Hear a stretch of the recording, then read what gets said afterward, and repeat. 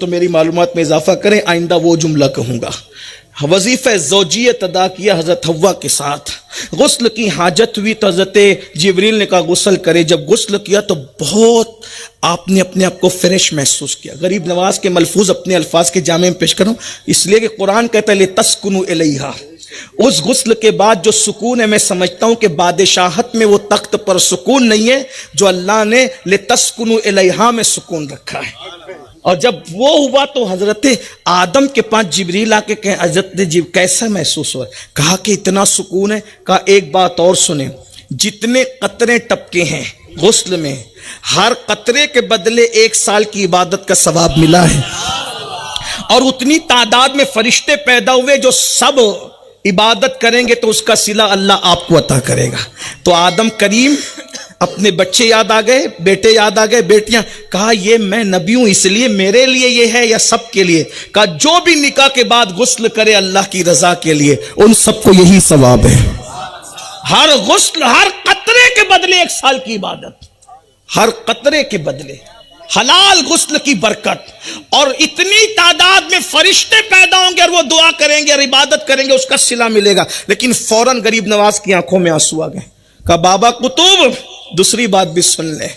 کہا حضرت جبریل نے پھر یہ بھی کہا کہ اگر کوئی زنا کرے گا تو زنا کے بعد جب غسل کرے گا تو جتنے غسل میں قطرے ٹپکیں گے ہر قطرے کے بدلے 1 سال کا گناہ، اور جتنے قطرے ہوں گے ان کی تعداد کے برابر شیاطین پیدا ہوں گے، اور ان سب کے پاپ کے برابر، ان سب کے پاپ کا وبال اس کے سر جائے گا جس کے زنا سے وہ شیاطین پیدا ہوئے۔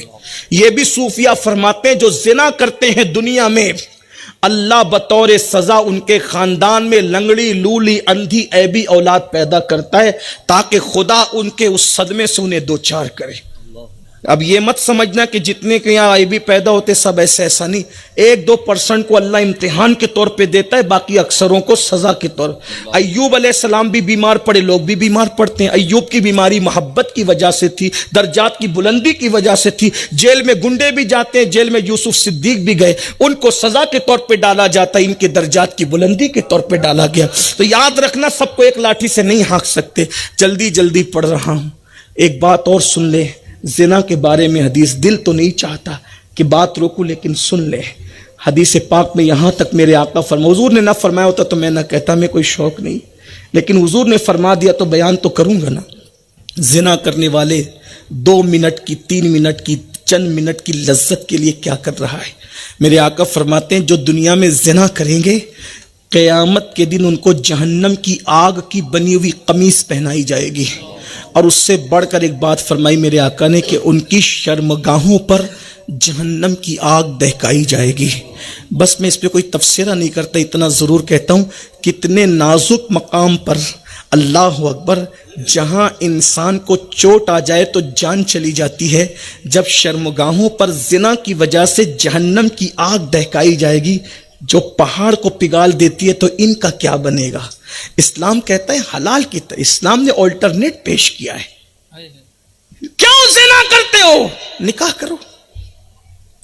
اور نوجوان لڑکوں کو تو میں کئی جگہ کہہ چکا، شادی کی عمر ہو، ماں باپ شادی نہیں کرتے، ادب کے ساتھ ہاتھ باندھ کے کہو ہم شادی کے قابل ہو گئے، ہماری شادی کرو، یہ عیب نہیں۔ زنا کر کے پاپی مجرم اور اللہ کی نظر میں اس کا دشمن بننے سے تو اچھا ہے آپ ماں باپ سے ادب سے کہو ہماری شادی کر دو۔ کیوں عیب نہیں ہے اسلام میں؟ وجہ کیوں عیب نہیں ہے؟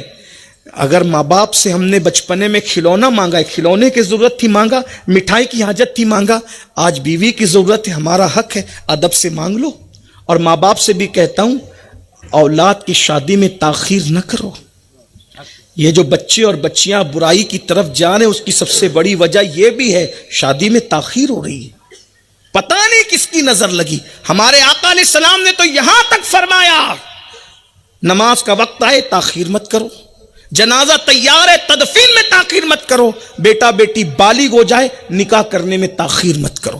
اور ایک بات یہ بھی فرمائی جس نے بیٹا بیٹی کے نکاح میں دیر کی بلا وجہ اور بیٹا بیٹی زنا میں مبتلا ہو گئے تو اس زنا کا وبال اس کے ماں باپ کے سر بھی ڈالا جائے گا۔ اب آپ کہتے ہیں حضرت کیا کریں کہ بچوں کو پڑھانا بھی تو بالکل پڑھو، کس نے کہا؟ شادی کر لو، विदाई मत करो, ये भी तो एक सुन्नत है। शादी करने के बाद देर से विदाई करो, 3 साल रोको, 5 साल रोको, उसको हाजत होगी फोन पे बात भी करेंगे दोनों, कहीं आना जाना होगा साथ में भी जाएंगे, हराम तो नहीं होगा ना। ये विदाई देर से करना शादी करके, ये भी सुन्नत है। उम्मुल मोमिनीन सैयदा आयशा सिद्दीका की शादी के 3 साल के बाद विदाई हुई, सैयदा फातिमतुज़ ज़हरा की शादी के चंद सालों के बाद विदाई हुई, ये भी तो सुन्नत है। किसने कह दिया कि इधर शादी करो और 2 घंटे बाद दुल्हन घर ले आओ?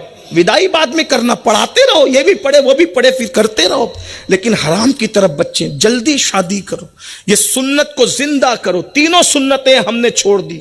नमाज का वक्त आता तो नहीं पढ़ते, कितने मेरे भाई होंगे जो नहीं ये पढ़ के आए होंगे शायद, और शायद जाके भी ना पढ़े, इल्ला माशाअल्लाह।